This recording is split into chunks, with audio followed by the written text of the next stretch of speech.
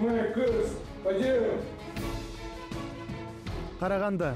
Полицейлерді дайындап шығаратын еліміздегі жетекші қала осы. Мұнда болашақ тәртіп сақшыларының әр таңы қатаң режиммен атады.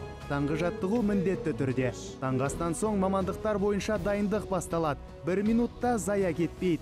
40 жыл ішінде ішкі істер министрлігінің академиясында бәрі бір ізге қойылған. Менің бұл мамандық таңдаған себебім менің соғысқа қатысқан атам, ұлы отан соғысына қатысқан атам. Осы Қазақстан елінің азаматтарын қорғап, осы біздің еліміз тыныш болсын деп қорған секілді, мен де кішкентай кезінен осыны армандап келіп, өзімнің қазақ елінің отанымды, өз азаматтарымды қорғауға, олардың тыныштарын сақтауға осы оқу орнына өзім түстім. Бұл академияға түсуді мен бала кезімнен армандайтын, және де мен өз әкем полиция қызметкері болғандықтан да мен осындай жоғары дәрежедегі оқу орнына түсуді бала кезімнен қалайтын. Бұл академияға түсу жолында мен көптеп еңбек еттім, тер төктім, және де түсу барысында бұл алғаш кезеңінде біз Долинка кетінде физикалық тұрғыдан және де физикалық мүмкіндіктерімізді тексеріп, сол жерде шыңдап бізді тексерді. Мандаттық комиссияда бізді түскеніміз туралы жариялағанда мен қуанышымда шек болмады. Ішкі істер министрлігінің академиясында қыздар да тәлім алады. Олар да бұл іске үлкен жауапкершілікпен келген. Зәулім Айтынқызы сол бойжеткендердің бірі. Әкімшілік қызмет мамандығы бойынша білім алып жатыр. Жас қыздың құқық қорғау саласын таңдағаны ата-анасы үшін тосын жайт болды. Өйткені отбасының бірде-бір мүшесі бұл салада тер төкпеген. Өзімнің бұрынғы кішкентай кезімнен бастап әртүрлі детективті киноларға сүйене отырып, соларға қызығып, осы мамандықта келдім деп айта аламын, осы мамандыққа. Яғни, мысалы үшін Шерлок Холмстың әртүрлі детективті тарихтарын айта отырып, адамды бала кезінен бастап еліктіреді деп айта аламын. Сондықтан да ата-анамның қолдауымен мен осы мамандыққа келіп отырмын. Әр алған теориялық білімді әрқашанда біз тәжірибеде бекіткеніміз жөн болып есептеледі. Яғни, адам өзінің теориялық білімін тәжірибемен ұштастырғанда адамның жұмыс істеу қабілеті арта түседі екен. Яғни біз жаңа көріп өткендей әртүрлі тәжірибелік іс-әрекеттеріміз біздің яғни болашақта жақсы маман болып шығуымызға үлкен септігін тигізеді деп айта аламын. Бекітпе рамасын тартып, патрон бар ма жоғын тексереміз. Сөйтіп, және бақылау атын жүргіземіз. Ал бұл атыс сабағы. Мұнда тыңдаушылар тек қана оқ атып жаттықпайды. Күрмеуі қиын тактикалық тапсырмаларды да тыңғылықты орындайды. Үлкен экранда шынайы өмірде орын алып қалуы мүмкін деген сюжетті қойылымдар көрсетіледі. Болашақ тәртіп сақшыларына бейбіт тұрғындарды тұтқынға алған қылмыскерлерге қарсы шұғыл әрекет ету керек. Шұғыл деуіміз бекер емес. Бұл жерде ойланатын уақыт жоқ. Тыңдаушыларға қаруды орынды пайдалана білу керек. Кейде экрандағы қылмыскер қаруын алып жатқан болып жалған әрекетке баруы ықтимал. Курсанттарға асығыстық танытпаған жөн. Дегенмен басты міндет тұтқындағы адамдарды аман алып қалу. Сабақ соңында программа тапсырманың қалай аяқталғаны жөнінде мәлімет береді. Кейбірі сәтті аяқтаса, кейбірі одан сүрініп жатады. Атыс дайындық тәліммен ішкі істер органдарындағы 10-шы бұйрықта көрсетілгендей, қазіргі кезде біздің осы атыс бақылау жаттығу бойынша орындалады.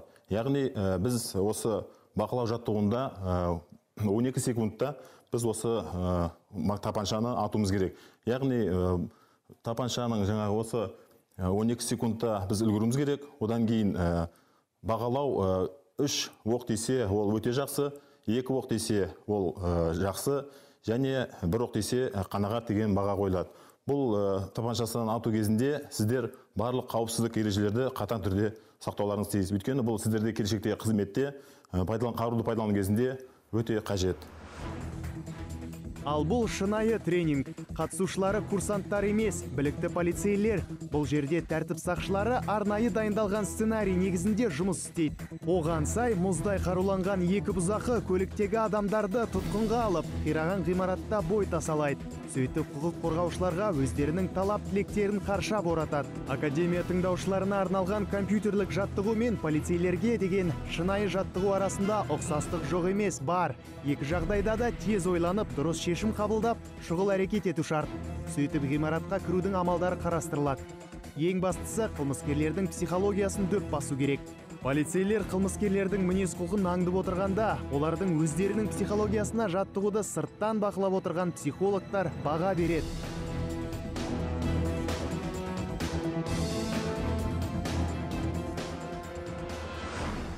Айта кетерлігі, ішкі істер қызметкерлерінің психологиялық хал ахуалын күнбе-күн 200 психолог тексеріп отырады. Онсыз болмайды. Өйткені қылмыскерлермен бетпе-бет келу оңай шаруа емес. Қызметке алынарда да үміткерлер осы психологтардың тексеруінен өтеді. Сынақ бірнеше сатыдан тұрады. Компьютерлік диагностикадан бастап жеке әңгімелесуге дейін барады. Инспектор психологтардың қызметінің ең басты мақсаттары ол қызметкерді күнделікті және қысылтаяң жағдайлардағы іс-әрекетке психологиялық дайындау, психологиялық даярлық түрлері, психологиялық кеңес беру, психологиялық коррекциялық жұмыстар жүргізу және әскери қызметтік сабақ барысында кәсіби психологиялық даярлық бойынша лекциялар және тренингтік жұмыстар өткізуден көрінеді.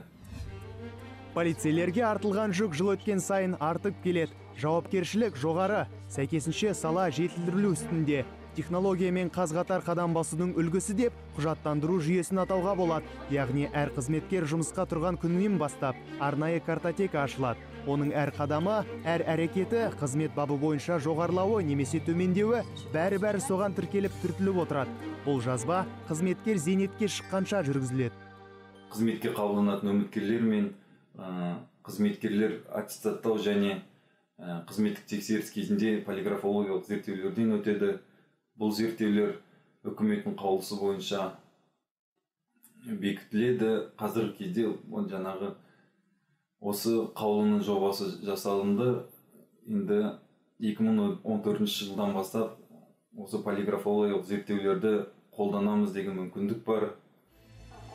Яғни полиграф дегеніміз шындық детекторы. Сол тексеруден алынған мәліметтер картотекаға тіркеледі. Бір сөзбен айтқанда, оқушының оқу үлгерімі көрсетіліп отыратын мектеп күнделігі іспетті.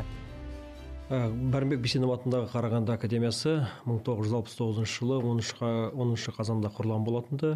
Қазір уақытта біздің алдымызда Қазақстан Республикасы Ішкі істер министрлігіне қажетті мамандарды дайындау тапсырыс тұр. Яғни биылғы жылдан бастап біздің академия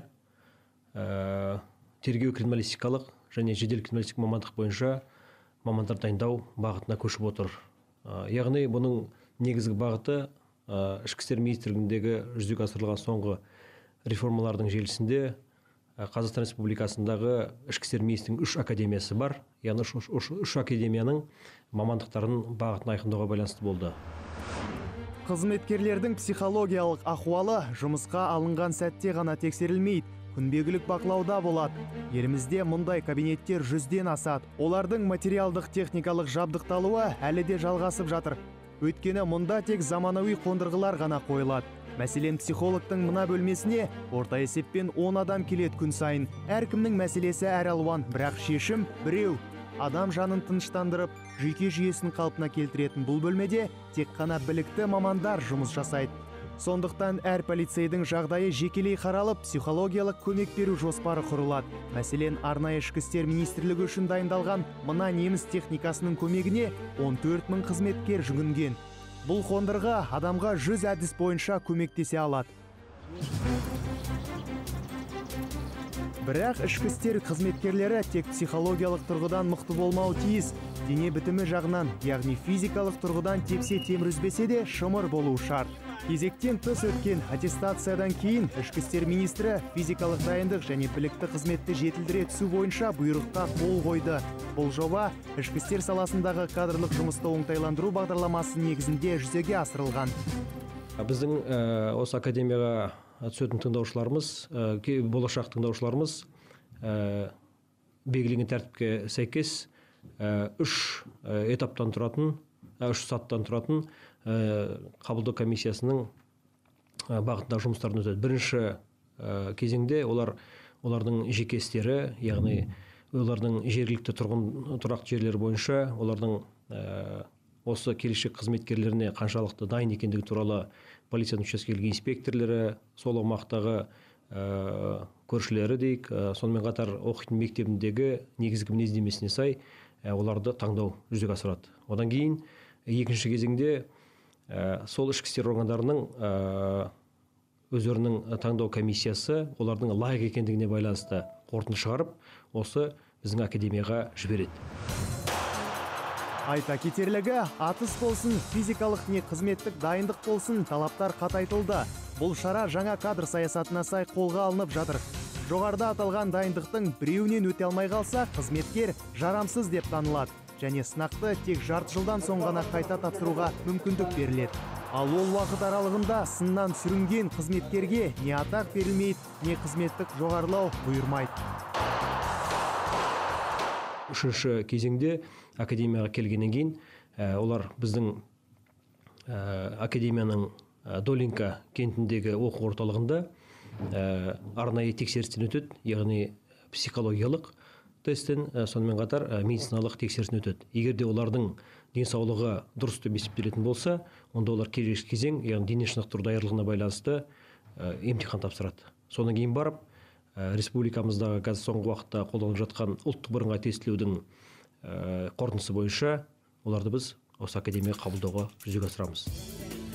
Жылына 150 сағат. Дәл осынша уақытты полиция қызметкерлері спорт залда өткізуі тиіс. Физикалық жаттығулар 2 сағаттан аптасына 2 мәрте жүргізіледі. Басымдылық қоян қолтық күрес жаттығуларына берілген. Жекпе-жек әдістерін халықаралық санаттағы спорт шебері Нұрлан Қарманов жүргізеді. Ол осы күрестің жілігін шаққан.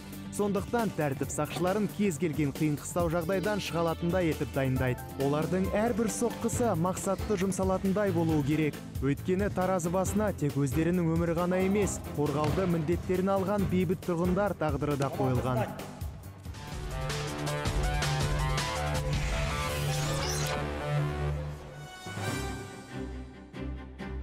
Тәртіп сақшыларының қырағылығын, шұғыл шешім қабылдау қабілеті мен жылдамдығын жетілдіретін жаттығудың бірден бірі атыс. Мұнда полицейлерге бір нүктеде тұрған нысанды ғана атып қоймай, тұтқиылдан пайда болатын қимыл қозғалыстағы қарсыластарға да оқ атып үлгеру керек. Бұл жердің талабы жеңіл емес. Жаттығушыларға қараңғыда да, қолайсыз ауа райында да қаруын қарсыласына қатесіз жұмсай білу шарт. Өйткені атыс жаттығуы бойынша нормативтер өзгерген. Бұған дейін қызметкерлер қимылсыз тұрған бір нысанды дөп басып қана бал жинаған еді. Ал бүгінде дәлдікпен қатар жылдамдыққа баса мән беріліп жатыр. 10-шы бұйрық бойынша біз мысалға осы нелерді атыс дайындығы, дене шынықтыру дайындығы, қызметтік дайындықтарын кішкене күшейтілді. Өйткені егерде осының біреуінен тапсыра алмай қалса, бір позициядан тапсыра алмай қалатын болса, онда ары қарай ол 6 айға шегеріледі. 6 айдан кейін екінші рет оған уақыт беріледі. Сол 6 айдың ішінде ол дайындалып тапсыру керек. Құқық қорғаушыларды дайындайтын оқу жүйесінде де өзгерістер орын алып жатыр. Елде 3 академия мен жалғыз институт қалды. Алматыда криминалды полиция жедел уәкілдерін дайындаса, Қарағандыда тергеушілер мен криминалистерді, Қостанайда қылмыстық атқару жүйесі мамандарын дайындайды. Для чего это все делается? Для того, чтобы Мұның бәрі білікті мамандарды дайындау үшін жасалып жатыр. Қызметкердің болашақ жұмысы оның дайындығынан басталады. Бұрын бәрі өзгеше еді. Дайын мамандарды басқа бағытта оқытып, қайта даярлайтынбыз. Қазір оқуға түсе салысымен түлекті таңдаған мамандығы бойынша дайындаймыз. Түлек қандай білім алып шығатынын, қандай тәжірибеден өтетінін оқуға түскен кезден біледі. Он уже переквалифицировался на месте. Кадрларды қайта даярлау бағытына да өзгерістер келіп жатыр. Государству выгоднее и эффективнее будет обучить человека, уже имеющего высшее образование. Жоғары білімі бар адамдарды қайта оқыту мемлекетке тиімді. Мысалы, Ақтөбе заң институтында қайта даярлықтан өтіп, жарты жыл ішінде дайын маман болып құқық қорғау саласына тәжірибеге барады. Біз мамандарды колледж деңгейінде дайындамаймыз. Ондай тәжірибеден бас тарттық. Қазір алғашқы 2-3 айлық дайындық Ішкі істер министрлігі мен Ішкі істер департаментінің базаларында жүргізіледі. На базе центров МВД и учебных центров при ДВД. Жуырда ғана орын алған өзгерістер қызметкерлердің еңбек ету жасын да жанап өтті. Яғни қызмет ету жасы шектелгендіктен жұмыстың сапасы арта түседі деген сенім ұялайды. В среднем на 3 года Бұл мамандарды сақтап қалу үшін білікті қызметкерлердің кетуіне жол бермеу мақсатына жасалып жатқан шара. Көздегеніміз қызметте үлкен тәжірибесі бар білікті кадрларды қалдыру. Имеет большой практический опыт работы.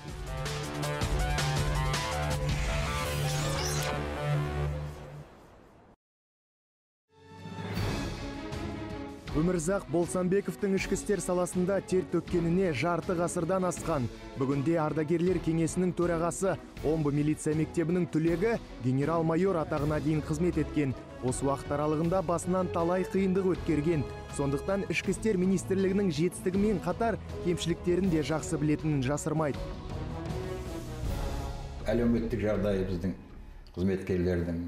Оны айта келсек, мінекей жылдың басынан біздің офицерлерге жалпы погон таққанымыздың аттестованный қызметкерлерімізге айлықтарын, тек званияға ғана айлықтарын қосты. Ол да мінекей көптеген көмек, тұрмыс жағдайын олардың жақсарту жағына жасалған іс-шара деп айтуға болады. Кезектен тыс аттестация өткізілді. 6000-дай адам аттестациядан өтелмей, ол жұмыстарынан босатылды. Жасы 75-ке келсе де Өмірзақ Болсанбеков жұмыссыз отырмайды. Ардагерлер кеңесінің төрағасы ретінде өзінің басты міндеті кейінгі жас буынды тәрбиелеу деп санайды. Өйткені аға буынның ақыл кеңесі бағалы, жеке құраммен кездесудің белгіленген уақыттары да бар. Бүгінгі күнде біздің қатарымызда 45 мыңнан артық ардагерлер тұрады. Оның ішінде 2000-дайы соғыс ардагерлері, еңбек майданында қызмет жасағандар, Афган соғысында болғандар, Чернобыль апатында болғандар, мүгедектер, міне осындай адамдар біздің қатарымызда. Ал енді бұл кісілердің өмірлік тәжірибесі, олардың мынау стаждары осы ішкі істер саласында істеген 20 жылдан, 25 жылдан, 30 жылдан артық өмірлік тәжірибелі өте мол адамдар. Ішкі істер саласында идеологиялық тұрғыда да жұмыстар көптеп атқарылады. Осы мақсатта жақын арада Тараз қаласында қазіргі заман қаһармандары атты шара ұйымдастырылмақ. Аталмыш акция қаһармандықпен ажал құшқан батыр Ғазиз Байтасовтың рухына бағышталады. Осы шараға еліміздің түкпір-түкпірінде адам өмірін арашалап қалған қазіргінің ер жүректілері жиналады. Они награждаются государственными наградами.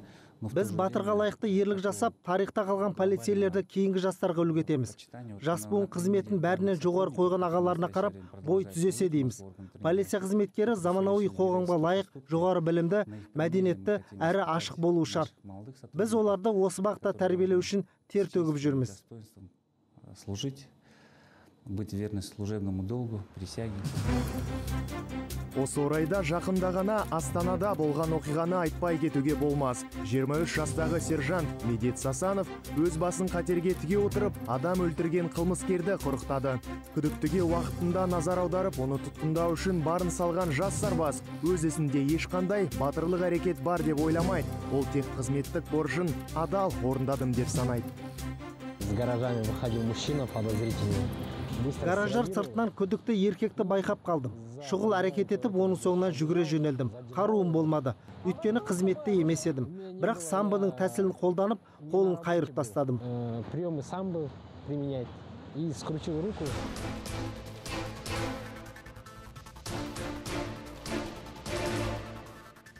Жұмыстың жеңілі жоқ, бірақ полицейдің қызметі қауіптілігімен бағаланады. Мұздай қаруланған қылмыскерлермен, ұры-қарымен күнбе-күн бетпе-бет келу, екінің бірінің қолынан келе бермейді.